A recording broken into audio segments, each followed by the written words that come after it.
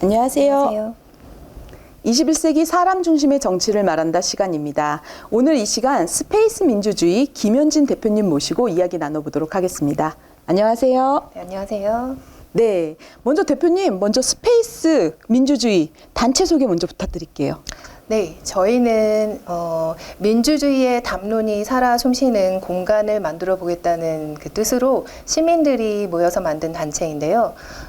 처음에 이제 모임의 이름을 착안하게 된 계기는 얼마 전 민주당의 당원 게시판이 이제 모 후보에 대한 이제 어떤 당원들의 뭐 비방 그런 걸로? 네네, 그런 논란이 좀 커졌다는 이유로 아예 당원 게시판이 이제 폐지가 됐어요. 네, 그래서 깜짝 놀랐어요, 저도. 네, 그래서 아예 어떤 이거는 조선시대의 언로가 막혔다는 그런 네. 느낌까지도 들 정도로 굉장히 민주적인 이런 사회에 있을 수 있는 일인가 싶었고요.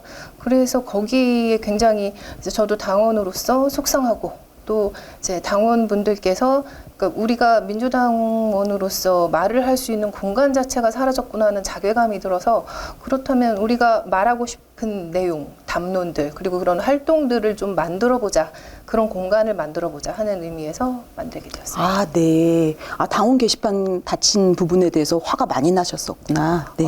다들 이게 21세기에 있을 수 있는 일인가 하고 굉장히 놀랐고 네. 되게 속상해들 하셨죠. 아, 네. 근데 오늘 오전에 이제 국회에서 기자회견을 하셨어요. 네네. 그래서 대체 무슨 이유에서 나셨는지 그 이유 설명 한번 부탁 먼저 드릴게요. 저희가 오늘 기자회견을 한 내용은 민주당의 대통령 후보인 현재 이재명 후보의 당원 자격 정지와 그리고 당원 자격이 정지가 되면 민주당의 대통령 후보로서의 자격도 상실이 되거든요. 네. 이거에 대한 윤리심판원의 징계 청원을 하는 내용이었고요.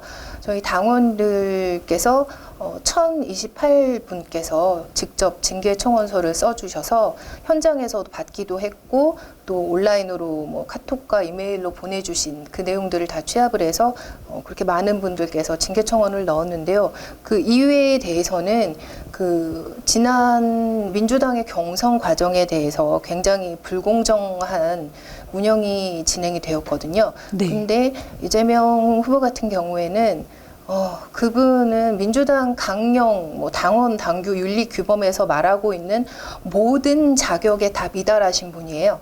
근데 네. 애초에 그렇게 자격이 되지 않는 분께서 민주당의 지도부가 어떤 예외 규정을 두어서 억지로 후보의 자격을 주었고 그리고 경선 과정에서도 굉장히 편파적으로 진행이 되었거든요. 그리고 네. 경선 마지막 날에는 사사오입이라고 네. 비유가 될 정도로 진짜 말도 안 되는 일이 벌어졌었는데 그러니까 이미 투표한 유효 투표수를 무효로 하면서 이재명 후보가 얻은 표수를 억지로 과반수라고 네. 이제 이미 공표된 거를 다시 고쳐서 말을 한 거예요. 그래서 이제 과반의 득표를 얻지 못한 후보는 민주당에서 이제 결선 투표라는 과정을 한 번 더 지내야 하는데 그런 과정이 이제 없어진 채로 박수로 추대가 되어서 후보가 된 네. 거예요. 그러니까 이런 과정들에 대해서 저희 당원들은 계속 몇 달째 지켜보면서 이것은 절차적인 민주주의가 상실되고 훼손된 것이다. 이것은 굉장히 문제가 있다라고 이제 항의의 목소리를 내왔는데 거기에 대해서 전혀 당이라든가 지도부에서는 관심도 없고 무시하고 이런 중이었습니다. 그래서 네. 오늘 그렇게 윤리심판원 징계까지 가게 된 것이었고요. 그리고 사실 오늘 이재명 징계청원에 앞서서 지난주에 송영길 당대표에 대한 징계청원이 먼저 있었어요. 네. 근데 이제 그 경우도 어떤 이유였냐면 처음에 그러니까 이런 이재명 후보 같은 부적격한 사람이 민주당의 대통령 후보가 되게 하기 위해서 민주당 지도부의 도움이 굉장히 필요했었거든요. 근데 그 지도부의 총책임자로서의 송영길 당대표에게 책임을 묻기 위해서 저희들이 그러니까 탄핵, 그러니까 당원 소환 투표를 요구를 했어요. 당 쪽에 네. 10월부터.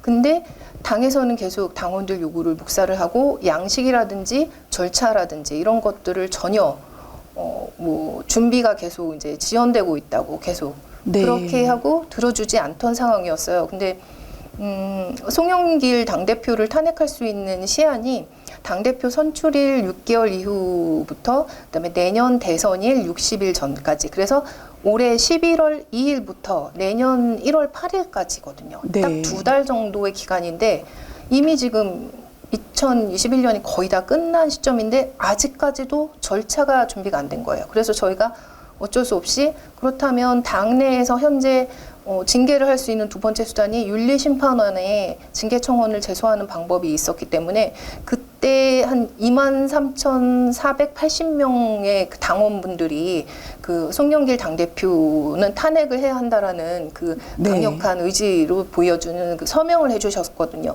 그래서 그걸 이용을 해서 지난주에 송영길을 윤리심판원에 먼저 징계 청원을 하는 내용으로 접수를 했고 또 기자회견을 했었는데 그것 역시 아무런 응답을 네. 받지 못하고 있어요. 아, 그 결과는 아직 예, 답변도 그래서, 못 받았다. 네, 전혀 네.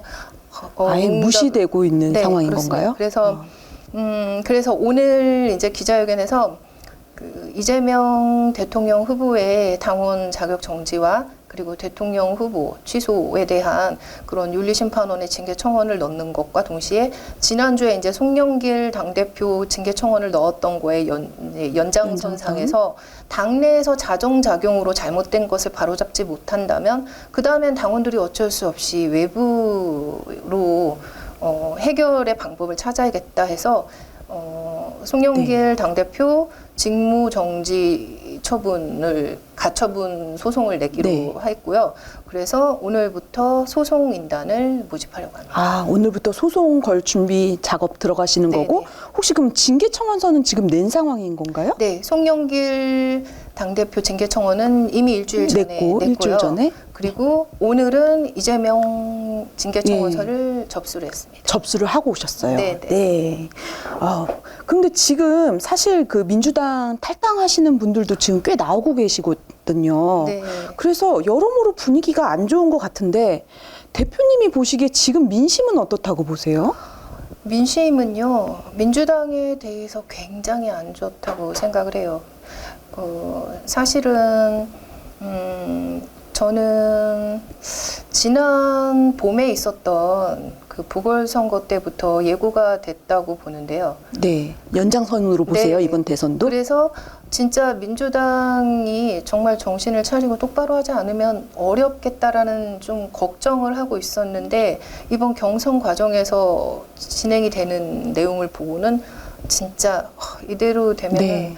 민주당도 죽고 다 죽어 약간 이런 걱정 진짜 네. 애당심이랄까 그 간절한 마음 때문에 사실은 여기까지 나오게 된 거고요. 사실 주변 분들의 그런 민주당에 대한 생각 내지는 이런 지지철의 뭐 당원 탈퇴 이런 거 굉장히 많이 보았고요. 네. 굉장히 걱정스럽습니다. 네. 그러니까 애당심 차원에서 민주당스럽지 않은 민주당 후보가 됐다. 교체해달라. 그거 요구하시는 거죠? 지금. 네. 네.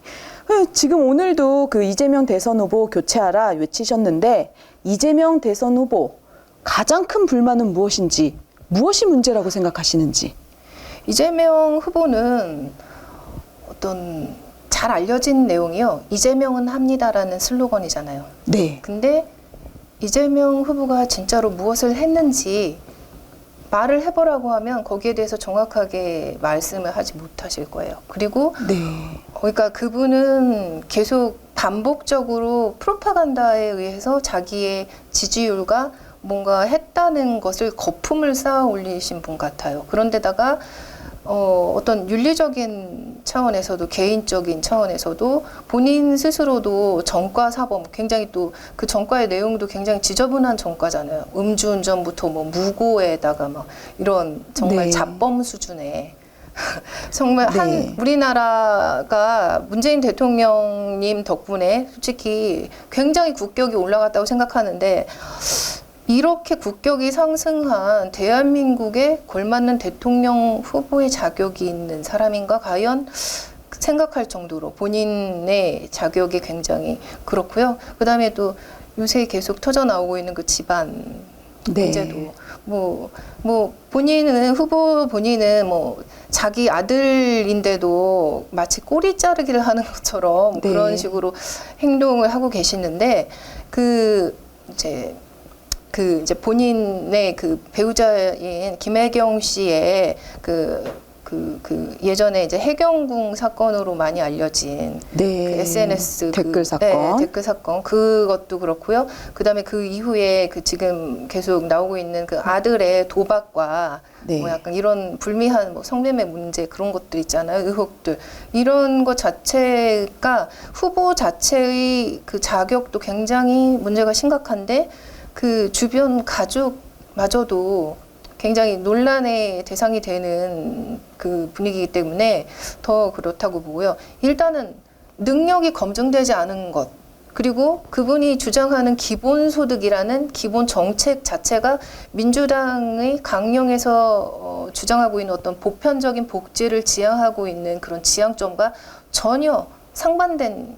정책이라는 점, 그리고 현재 또 그 후보가 계속 말하고 있는 뭐 통일에 대한 부정적인 말이라든가, 네. 그러니까 우리나라 대한민국 헌법이나 아니면 또 민주당의 강령에서는 그 우리 한반도의 통일을 지향하고 있는 그런 지향점이 분명히 제시가 되고 있는데 이런 민주당의 강령뿐 아니라 대한민국의 헌법조차 부인하는 사람이 대통령 후보로 나오는 것이 과연 적합한 일인가라는 의문이 들고요. 그리고 또 민주당의 후보로 나온 분이 감히 전두환의 공과를 논한다든가, 네. 네, 뭐 박근혜, 뭐 박정희, 뭐 이런 분들의 찬양을 굉장히 하고 있다는 점에서 아무리 표가 궁하다 하지만 저런 사람은 민주당의 후보가 되어서는 안 된다라는 생각이 하루하루 더 강해지고 네. 있는 형편입니다. 뭐 한 가지 이유가 아니라 여러 가지 복합적인 거네요. 네, 네. 그럼 가장 큰 뭐 대장동 문제도 지금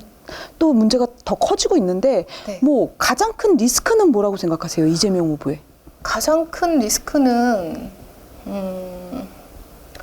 지금 뽑을 수가 없나요? 지금 말씀드린 게 총체적으로 다 연관이 되어 있는데 네. 그 본인이 갖게 된 권력을 이용해서 네. 권력을 시민들, 국민들, 또 도민들을 위해서 사용한 것이 아니라 자기의 개인적인 뭐 그런 수단으로 이용을 한 네. 그 정황이 굉장히 의심스럽고요. 이런 점에서 볼 때는 저는 오히려 이명박 전 대통령보다 훨씬 한 수 더 위의 네. 그런 걱정이 있습니다. 권력을 너무 자기 수단으로 사용하시는 분이다. 그게 제일 큰 문제다. 네, 그래서 네. 그런 분이 혹시라도 대한민국의 대통령이 됐다가는 정말 우리나라가 민주당의 존폐 자체가 아니라 대한민국의 존폐 자체가 걱정스럽지 않을까 그런 걱정까지 있습니다. 네, 민주당만 걱정이 아니라 대한민국 자체까지도 위험하겠다 네. 생각. 네. 그럼 혹시 지금 뭐 계속 운동하고 계시는데 후보 교체 가능성은 어떻게 보세요? 후보 교체 가능성에 대해서는 일단은 경선 과정 자체가 굉장히 불공정한 경선이었기 때문에 그걸 바로잡기 위한 요구라고 생각을 해요. 그러니까 네. 그 아까 언뜻 말씀드린 것처럼 그러니까 경선 과정 자체가 굉장히 특정 후보 그러니까 이재명 후보에게 유리하게 기울어진 운동장이었는데 그냥 기울어진 것뿐만 아니라 그 이미 공표된 유효 투표까지도 무효화를 시키면서 그 사람을 억지로 후보에다 올려놓은 그 민주당 지도부의 잘못이 굉장히 크고 거기에 대해서 이제라도 바로잡아야 한다는 당원들의 목소리에서 이제 시작을 하는 거고요. 그런데 당원들이 요구하는 것처럼 우리 민주당이 그 안에서 이제라도 그때 그런 과정은 분명히 잘못된 것이다라고 인정을 하고 바로 잡는다면 그래도 뭐 호미로 막을 거를 가래로 막는 그것까지는 가지 않지 않을까 싶은데 이미 물론 문제가 너무 커져 버렸긴 하지만요. 하지만 네. 현재의 입장에서는 현재 가장 거기에 대처하는 게 최선이잖아요. 근데 지금 현재로서는 민주당이 과연 그렇게 자력으로 여태까지 심각한 문제를 해결할 수 있는 의도나 역량이 될까 의심스러울 지경이고요. 네. 그렇다 하면 외부적인 요인에 의해서 뭔가 더 비리가 밝혀지고 뭔가 또 우리가 뭐 생각지 못한 일에 의해서 그분이 이제 낙마를 하게 되면 그런 경우에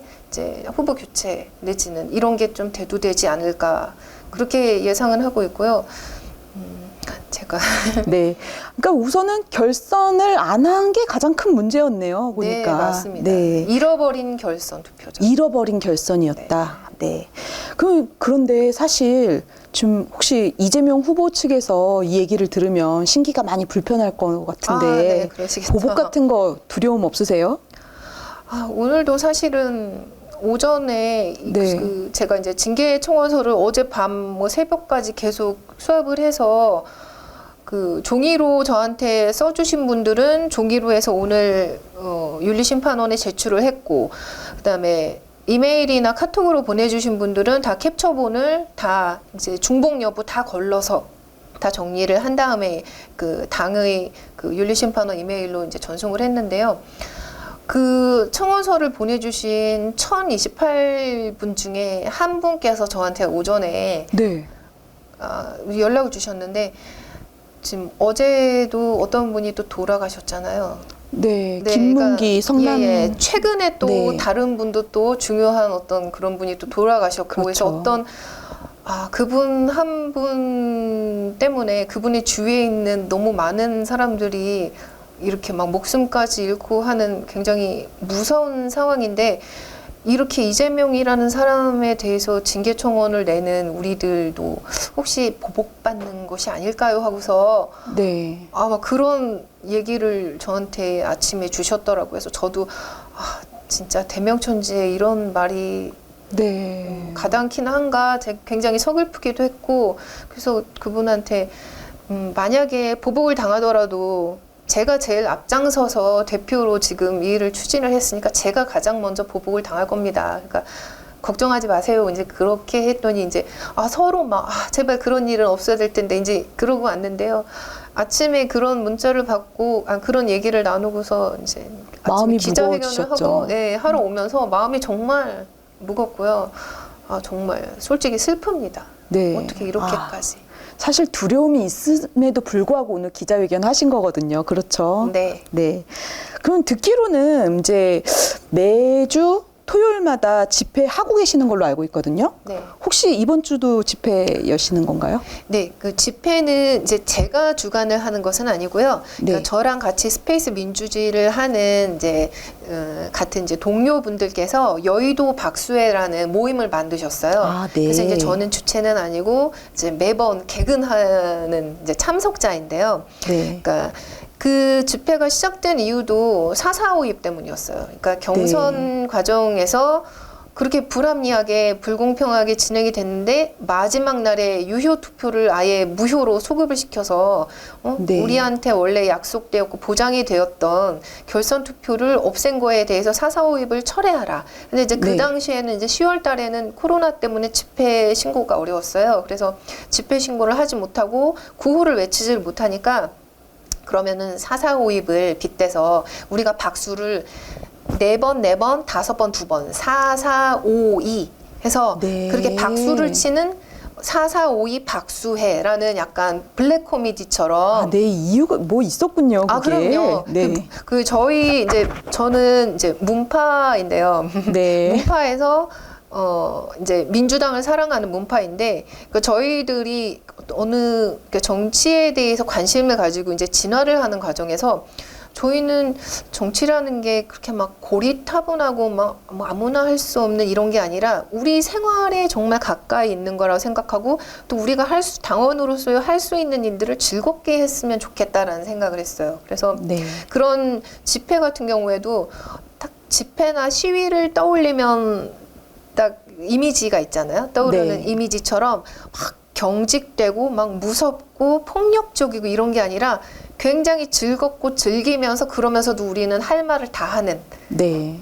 그런 취지로 집회를 하고 있고요. 지금도 토요일마다 4시부터 7시까지 여의도 네. 민주당사 앞에서 매번 몇백 명의 사람들이 몇백 명씩이나 모이시나요? 한 300명 이상. 많이 모이시네요. 예. 근데 이제 거의 당원 위주로 해서 모이고 네. 그렇다 보니까 이제 거기 모이신 분들은 정말 진짜 애당자라고. 네, 민주당을 사랑하는 네, 사람들. 정말 민주당을 사랑하는 진정한 애당러라고 생각을 합니다. 네. 그런데 만약에 결선 투표가 다시 진행된다 하면 후보가 바뀔 수 있다고 생각하세요? 네. 아, 네. 혹시 그 마음에 염두에 두시고 있는 뭐 후보님 계시는지?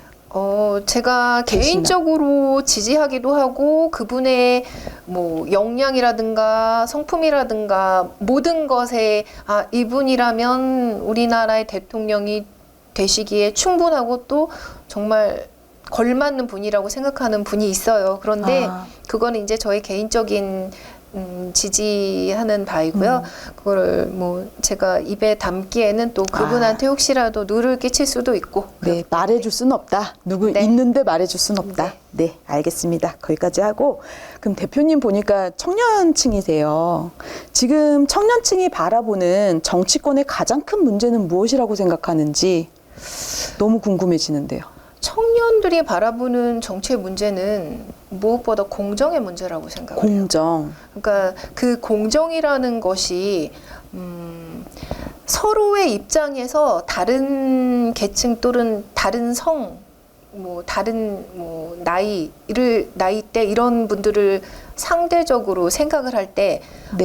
그 사람들에 비해서 내가 너무 불공평한 대우를 받고 있어. 나는 더 조건이 더 공정하지 못해. 라고 생각하는 데서 모든 불만이 있다고 보고요.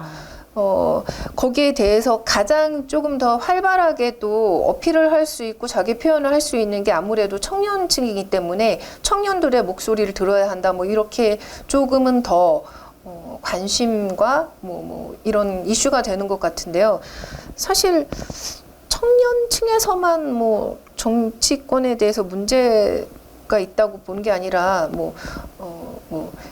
그러니까 조금 더 이제 가정을 또 꾸리고 아이들을 키우는 또 그 나이대에서는 또 그 나이에 맞는 고민과 사회에 대한 네. 또 그런 불만이 있을 거고 또 이제 어르신들 입장에서는 또 이제 지금 같은 예를 들면 코로나 때문에 네. 굉장히 또 자영업자들도 디지털로 힘들고. 네. 급격하게 사회가 바뀌고 있고 네. 이제는 언택트를 넘어서 뭔가 굉장히 어려운 말들이 많이 나오고 하는데 네. 기존에 계시는 약간 연세가 있으신 시니어 분들은 거기에 시대에 따라잡지 못한다는 두려움과 네. 이런 것들이 복합적으로 있을 것 같아요. 그래서 각 계층별로 또 각 성별로 그런 불만과 이런 것들은 많을 것 같습니다. 네, 정보에 관련된 양극화도 문제고 네네. 뭐 전반적인 문제라고 생각하시는 것 같은데, 예, 그러면은 또 한 가지 문제점이 지금 진영 논리에 대해서도 굉장히 문제점으로 나오고 있어요.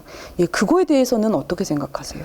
사실 진영 논리라는 거는 내가 어떤 왼쪽 또는 오른쪽에 위치해 있을 경우에 내가 이쪽에 있으니까 우리 편을 들어야 한다는 거잖아요. 사실. 네. 근데 이거는 굉장히 저는 이제 시대착오적이라고 생각을 해요. 네, 시대착오적이다. 네. 그래서 그러니까 가령 예전에 그러니까 이것도 이재명 후보와 관련된 건데요. 네. 그 2018년에 경기도지사 선거에서 네. 많은 민주당원들이 민주당 경기도지사 후보인 이재명을 찍지 않고 빨간당 네. 후보를 네. 찍으신 분들이 꽤 계셨거든요. 왜요? 왜 그랬냐면은 지금 아까 말씀드린 것처럼 이재명이라는 분의 우리들이 이런 사람은 도저히 어떤 정치인으로 우리가 표를 주어서는 안 된다라는 무자격자다. 네네. 네. 그랬는데 거기에 대해서 진영 논리에서 이제 조금 더 성장하지 못하신 분들은 무슨 소리냐. 그래도 민주당 후보니까 민주당을 뽑아야 한다. 또는 차마 나는 빨간당은 못 뽑겠다 해서 투표를 아예 포기를 하신 분들도 많았고요. 네. 그러다 보니까 그분이 어부지리로 경기도 도지사가 되셨는데 그때는 경기도에 국한되었지만 이제는 대한민국으로 문제가 커져버렸죠. 네. 그래서 그 진영 논리라는 거는 굉장히 이제는 정말 극복해야 되는 문제가 아닌가 싶고요. 네, 바뀌어야 된다. 네, 사실 국민들, 그러니까 저 같은 그냥 서민의 입장에서는 내가 표를 주고 싶은 정치인 또는 내가 지지하고 싶은 뭐 국회의원 뭐 이런 분들은요, 진짜 뭐 국민을 위해서 내가 왼쪽 오른쪽 이런 거를 가리지 않고 정말 국익을 위해서 국민을 위해서 소신껏 선택을 하고 행동을 하는 분을 진짜 지지하고 싶거든요. 근데 지금 우리 민주당의 제가 존경하는 우리 의원님들이라든가 그런 분들이 보이고 계시는 모습을 보면 굉장히 안타깝습니다. 네. 그럼 혹시 정말 궁금해서 그러는데 국민의힘 쪽에서의 정치인 중에서 네. 뭐 마음에 드시는 분 계세요? 아니요. 저는 그쪽 한 분도? 관심도 없고요. 네. 잘 모르기도 하고요. 잘한다 칭찬해주고 싶은 분? 글쎄요. 네, 없다. 그냥 네. 당대표를 비교를 하면요. 그래도 저희 쪽 당대표보단 그쪽 당대표가 훨씬 나은 것 같아요. 네. 당대표 비교하면 국민의힘 당대표가 낫다? 네네. 네. 그럼 이제 대선이 진짜 얼마 남진 않았어요. 그런데 이제 차기 대통령 되실 분께 요청하고 싶은 말 있으시면 한마디 부탁드릴게요. 저는 이제 문재인 대통령님을 너무 존경하고 그분이 해오신 일들에 대해서 굉장히 지지하고 또 앞으로도 끝까지 지지하는 그런 각오가 되어 있는 사람인데요. 같은 민주당 내에서도 공격을 하고 또는 또 그 국힘당에서도 이제 공격을 하는 가령 뭐 부동산 문제라든가 네. 뭐 공정의 문제라든가 그런 것들에 대해서 어떤 특정한 계층 또는 특정한 집단만을 위한 정치가 아니라 국민 전체를 바라보고 또 지향점을 가지고서 그 나라를 운영하시다 보니 그 이상이 현실로 적용되는 과정에서 있었던 그런 문제 내지는 뭐 한계 내지는 이런 것이 전혀 없다고는 보지 않지만 그거는 이제 그러니까 총체적인 관점에서 볼 때는 그래도 잘한 것이 훨씬 많고 또 누구보다도 여태까지 역대 어떤 대통령님보다도 훌륭하셨다라고 생각을 해요. 그래서 이런 분을 이어서 다음 대통령이 되실 분에 대해서는 우리 정부가 이동안에 해왔던 것처럼 우리 나라를 위해서 또 우리 국민을 위해서 어떤 진영 논리에 국한되는 그런 것이 아니라 정말 국민을 위해서 잘할 수 있는 분이셨으면 좋겠다라는 생각이고요. 그리고 통합도 돼야 되겠죠? 네, 이게 그냥 정치권에서 말하는 그 달고 다른 연대, 연합 이런 것이 네. 아니라 정말 국민을 위한 해처 모여가 되었으면 좋겠습니다. 네, 국민을 위한 해처 모여 됐으면 좋겠다. 네, 그럼 마지막으로 우리 국민들께 전하실 말씀 있으면 마무리 멘트 부탁드리겠습니다. 제가 국민들께 전하실 말씀이요. 네, 부탁하고 싶은 말씀? 진짜 대선이 얼마 안 남았는데, 제발 어떤 진영 논리라든가, 기존의 기왕의 내가 지지했던 정당, 이런 그 논리에 함몰돼서 무조건 나는 여기를 뽑아야 해. 뭐 이러지 마시고요. 진짜 대한민국을 위해서 내 소중한 한 표가 어디로 향해야 하는가 잘 생각하시고 그 귀한 표 행사하셨으면 좋겠고요. 그리고 정치라는 것이 저 같은 정말 정치인이 아니고 평범한 일상을 살던 생활인들도 벗어날 수 없는 주변에서 항상 숨쉬는 것처럼 존재하는 것이 정치라고 생각을 하거든요. 그리고 정치라는 게 어떤 드라마보다도 재밌어요. 그러니까 우리가 뽑은 정치인들 그리고 또 우리가 선택한 이런 당이라든가 이런 것에 대해서 이렇게 고개를 돌리고 외면하지 마시고요. 부디 관심을 갖고 애정을 갖고 잘하면 잘한다고 칭찬을 하고 못하는 게 있으면 따끔하게 야단을 치는 그런 국민들의 정말 성숙한 의식이 있었으면 좋겠어요. 그래서 그런 점을 부탁을 드린다면 드리고 싶고, 그리고 하여튼 다음번 대선 그리고 지선에서 현명한 선택을 해서 대한민국을 다시 좀 살리는 방법, 그런 길로 갔으면 좋겠다는 바람 말씀드립니다. 네, 21세기 사람 중심의 정치를 말한다. 지금까지 스페이스 민주주의 김현진 대표님과 함께했습니다. 오늘 인터뷰 마치겠습니다. 감사합니다.